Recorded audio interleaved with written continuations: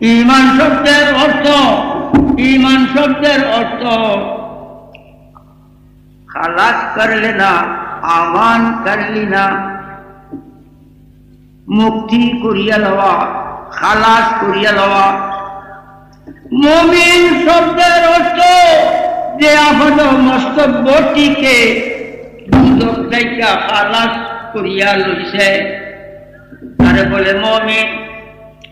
মুমিন শব্দের অর্থ আপন মস্তব্যটি দুর্যোগ থেকে যে খালাস করিয়া লইছে তারে আল্লাহ মুমিন কইছে। আল্লাহর ঈমানের দরকার নাই।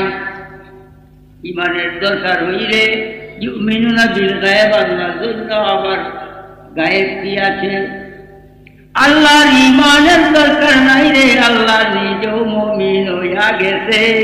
হুয়াল মুমিনুল মুহাইমিন, আল্লাহ নিজে মুমিন। এই দুনিয়াবাসী যারা নবীজিকে মাইনা মুমিন হইয়াছে, দুর্যোগ থেকে বটিকে খালাস করিয়া লইছে, আল্লাহ খালাস করিয়া দিয়া মুমিন হইয়া গেছে। আল্লাহ তাদের খালাস করিয়া দিয়া নিজেও আল্লাহ মুমিন হইয়া গেছে। এই জন্য